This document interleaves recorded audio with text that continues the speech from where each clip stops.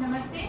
हमारी आज की क्लास है बीएसटीसी फर्स्ट ईयर के लिए और हमारा विषय है भारतीय समाज और शिक्षा। भारतीय समाज और शिक्षा। भारतीय समाज और शिक्षा के अंतर्गत मैंने आपको पिछली कक्षा में हमने समाज की अवधारणा पढ़ ली थी और उसी के साथ में समाज से संबंधित कुछ विद्वानों ने जो अपनी अपनी परिभाषाएं दी है वो भी हमने देख ली थी। तो आज हम पढ़ेंगे समाज की आवश्यकता एवं महत्व। समाज की आवश्यकता एवं महत्व से संबंधित मैंने कुछ थोड़ा बहुत आपको बता दिया था। पहला जो पॉइंट है इसका प्रवृत्ति वाला, एकांकी प्रवृत्ति वाला जो मनुष्य की होती है उससे भी संबंधित हमने चर्चा कर ली थी, लेकिन आज हम इसको डिटेल में इसके सभी महत्वपूर्ण पॉइंटों को देखते हुए इसकी व्याख्या करेंगे। समाज की आवश्यकता एवं महत्व।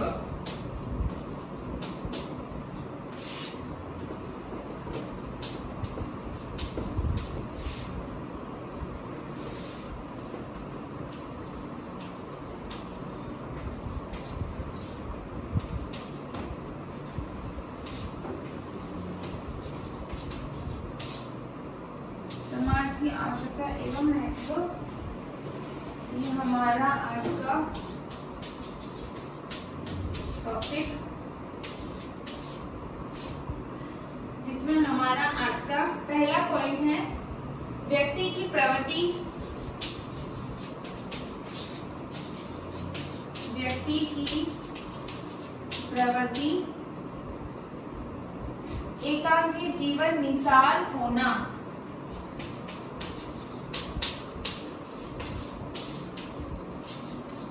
एकाकी जीवन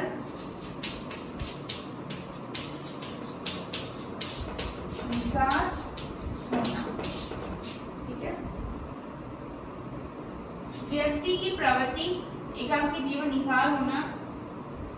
व्यक्ति की जो प्रवृत्ति है वो शुरू से ही सामाजिक रही है, यानी कि व्यक्ति मनुष्य जन्म से लेकर मृत्यु तक सदैव समाज में ही रहता है और समाज में ही रहकर अपने क्रियाकलाप करता है, गतिविधि करता है और अपने व्यक्तित्व का विकास करता है।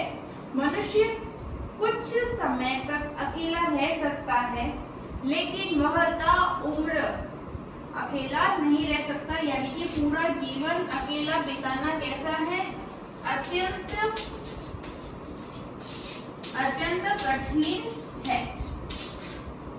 क्योंकि मनुष्य जो है वो जन्म लेता है, ठीक है, जन्म लेता है तो उसको परिवार मिलता है, माता मिलती है, पिता मिलते हैं, ठीक है।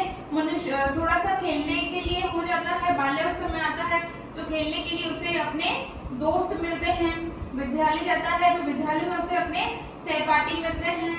फिर क्योंकि मनुष्य का जीवन बहुत ही लंबा है, उसे बिताने के लिए एक जीवन साथी की भी जरूरत होती है। मनुष्य शादी करता है, अपना जीवन साथी लाता है, उससे अपने सुख दुख की घड़ियों को बांटता है। तो इस प्रकार से जो मनुष्य है वो कुछ समय के लिए अकेला जरूर रह सकता है, लेकिन पूरी जिंदगी अकेला नहीं रह सकता। और ये मनुष्य की प्रवृत्ति है कि वो एकांकी जीवन को निसार कर देता है। मनुष्य बाहर जाता है, खेल कूद करता है, मनुष्य जहाँ पर कार्य करता है वहाँ पर भी बहुत सारे लोग उसके साथ होते हैं, तो वो अकेला होता ही नहीं है।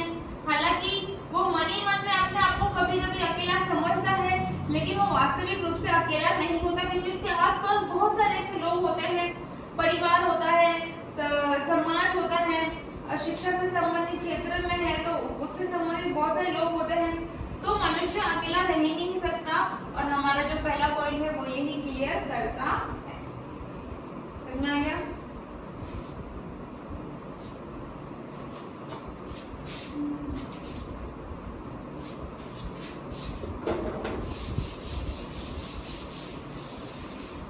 आप नोट डाउन करते जाइए साथ ही साथ। दूसरा पॉइंट है जीवन की आवश्यकताओं की पूर्ति।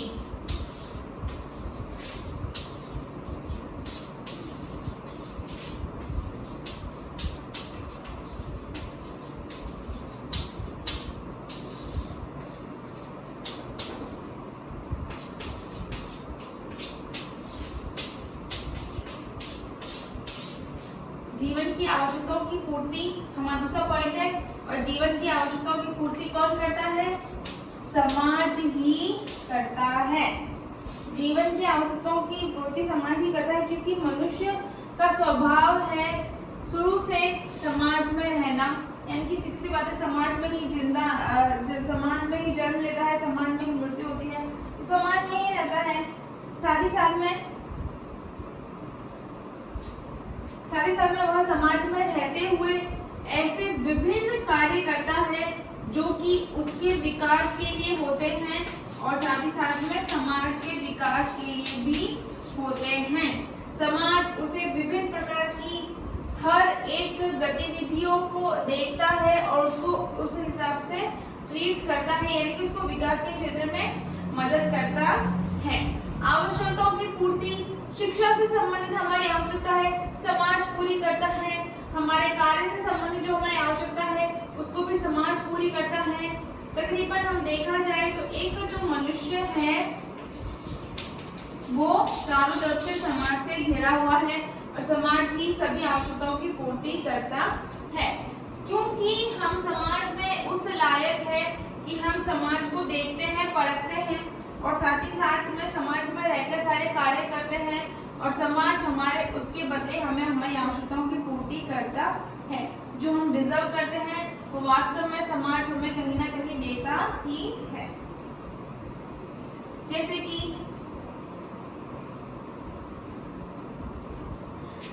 बच्चा छोटा बच्चा होता है, ना वो खुद से चल सकता है, ना बैठ सकता है, ना खुद से खाना खा सकता है, ना पानी पी सकता है, तो उसकी पूर्ति उसका परिवार करता है, उसकी स्पेशली उसकी माँ करती है। तो ये सारी जैसे ही बच्चा बड़ा हो जाता है, विद्यालय जाता है, तो उसकी शिक्षा की पूर्ति कौन करता है? उसकी आवश्यकता की पूर्ति अध्यापक करते हैं, विद्यालय करता है। बाहर आता है, उसको दोस्त मिलते हैं तो उसको समझते हैं, उसके व्यवहार को समझते हैं, तो वो उसकी आवश्यकताओं की पूर्ति करते हैं। उसी प्रकार से समाज जो है वो जीवन की सभी आवश्यकताओं की पूर्ति के लिए हमेशा तत्पर रहता है।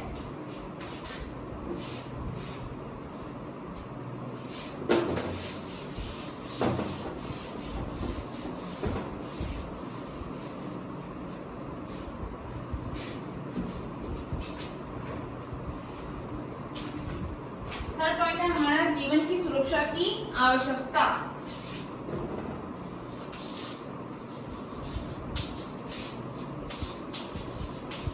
जीवन की सुरक्षा की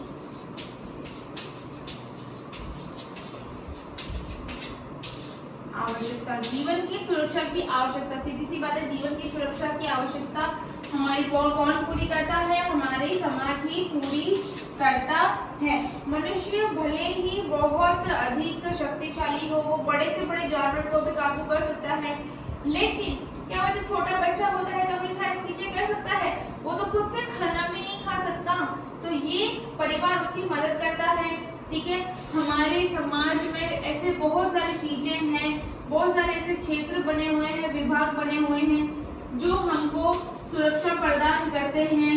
ठीक है, हमारे लिए अलग से सरकारें बनी हुई हैं, सरकार है, राज्य सरकारें बनी हुई हैं, पुलिस विभाग बने हुए हैं जो कि हमारी चीजें सुनता है, न्यायालय बने हुए हैं जो कि हमें न्याय दिलाते हैं। तो सारी की सभी सुरक्षाएं होती है जो कि समाज द्वारा हमें प्राप्त होती है और समाज ही हमें देता है।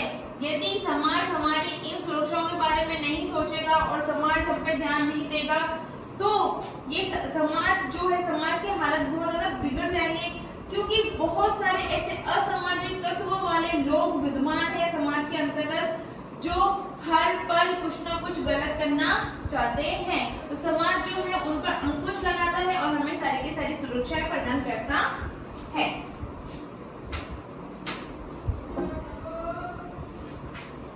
नेक्स्ट पॉइंट है हमारा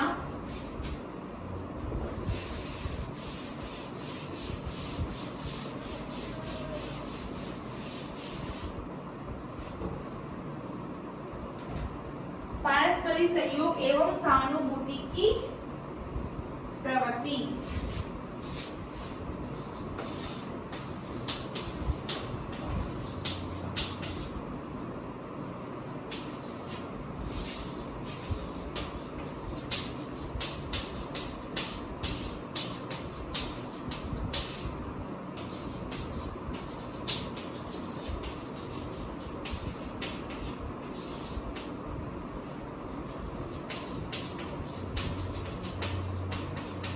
सहानुभूति की प्रकृति।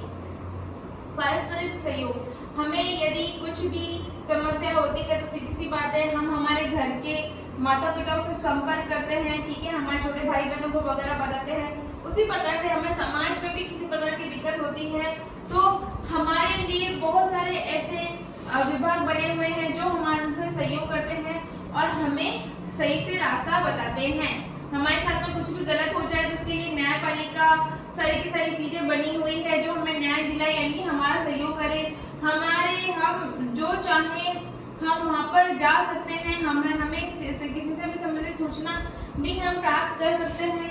उसी के साथ में क्या होता है कि जब समाज हमारे लिए इतनी सारी चीजें करता है, ठीक है, तो जो व्यक्ति होता है ना वो एक मतलब ठीक है ना, किसी के साथ में अगर हर बार चीजें गलती होती है तो वो अंदर से हीन भावना से ग्रसित हो जाता है, तो वो बहुत ज्यादा नेगेटिव हो जाता है कि क्या यार मेरे साथ तो कुछ अच्छा भी नहीं होता, मैं हमेशा ऐसे ही फंस जाता हूँ, ऐसे, ठीक है। तो ऐसे में अगर कोई हमारा कोई दोस्त या फिर हमारा साथी, हमारे परिवार वाले हमारा साथ दे, हमको समझे तो हमें कितना अच्छा लगता है। उसी प्रकार से समाज जो है वो हमें समझता है और हमारा साथ देता है। समाज व्यक्ति को समझकर व्यक्ति को और अधिक निखारता है। व्यक्ति को क्या करता है?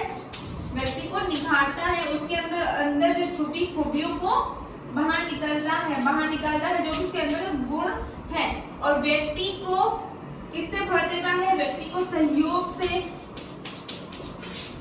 प्रेम से, करुणा से,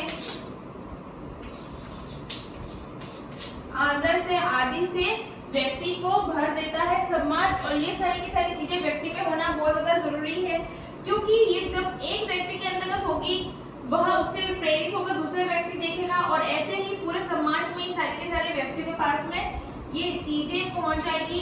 अगर समाज में सभी सहयोग, प्रेम, करुणा, आदर की भावना रखे तो ऐसा समाज बहुत ही अच्छा कहलाता है, बहुत ही उच्च कोटि का समाज होता है।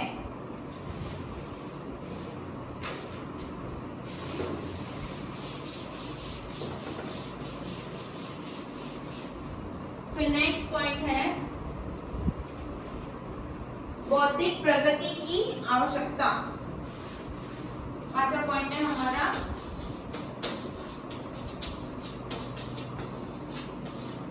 बौद्धिक प्रगति की आवश्यकता। बौद्धिक प्रगति मतलब बुद्धि की प्रगति, बुद्धि का विकास। मनुष्य बहुत ही ज्यादा बुद्धिशाली है, इसमें कोई भी दो राय नहीं। कोई लोग अच्छे कार्यों में अपनी बुद्धि लगाते हैं तो कोई गलत कार्यों में अपनी बुद्धि लगाते हैं। इस बुद्धि को संजोए रखने का कार्य कौन करता है? इस बुद्धि को संजोए रखने का कार्य हमारा समाज ही करता है। हमारे समाज में, हमारे देश में ऐसे महान विद्वान हुए हैं जो कि उच्च कोटि के विद्वान, उच्च कोटि के बौद्धिज्ञ कहलाए हैं। स्वामी विवेकानंद, स्वामी दयानंद सरस्वती, ठीक है, आर्यभट्ट, शुक्राचार्य वगैरह बहुत सारे ऐसे महान विद्वान हुए हैं जिन्होंने अपने ज्ञान से हमें संजोए रखा है। उन्होंने जो भी उनका जो ज्ञान है वो पुस्तकों में, ग्रंथों के माध्यमों से आज भी समाज ने संजोए रखा है। आज समाज ने जो उसको संजोए रखा है, समाज ने जो उसको सुरक्षित रखा है, तभी तो हम उसको पढ़ पा रहे हैं। अगर ऐसी चीजें होती ही नहीं तो हमें कैसे पता चलता कि भाई ऐसा ऐसा कुछ हुआ भी था। यानी कि बुद्धि की प्रगति हुई है। आज एक पीढ़ी ने उसको पढ़ा, पीढ़ी दर पीढ़ी दर ये चीजें चलती आ रही है, हम उसको पढ़ते आ रहे हैं और हम उसको समझते हैं कि अच्छा पहले ऐसा होता था तो अब और भी अच्छा होगा। इस प्रकार से जो बौद्धिक प्रगति है उसको समाज ही हमेशा संजोए रखता है। और लास्ट है लोकतांत्रिक भावना का विकास।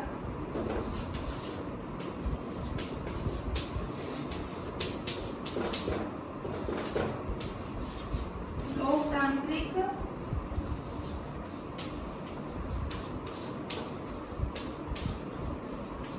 भावना का विकास। लोकतांत्रिक भावना का विकास सीधी सी बात है, समाज से ही हमारे मन में लोकतांत्रिक भावना का विकास आएगा। जब समाज हमारे लिए अच्छे कार्य करेगा तो हमारे मन में समाज के लिए भी सहानुभूति और एक देश प्रेम की भावना प्रकट होगी कि हमें हमारा देश, हमारा समाज हमारे लिए इतनी सारी चीजें करता है, तो हमें भी हमारे समाज के लिए बहुत सारी चीजें करनी चाहिए। इसके लिए भी समाज बहुत सारे कार्य करता है, समय समय पर ऐसे सांस्कृतिक कार्य आयोजित करता है जिससे कि हमें हमारे मन के अंतर्गत देशभक्ति की भावना का विकास हो और हम विकास कर सके। तो सीधी सी बात है, एक छोटे लेवल पर जब हम किसी के प्रति आदर भाव रखेंगे तभी एक ऊंचे लेवल पर हम किसी के बारे में आदर भाव रख सकते हैं। हमारा समाज ही हमें लोकतांत्रिक भावना का विकास करने में मदद करता है जिससे कि हम हमारे देश को और अधिक प्रेम करते हैं। ठीक है बच्चों, तो ये थी हमारी आज की क्लास। हमने 5 पॉइंट पूरे कर लिए हैं, सॉरी 6ठा पॉइंट भी है लास्ट में।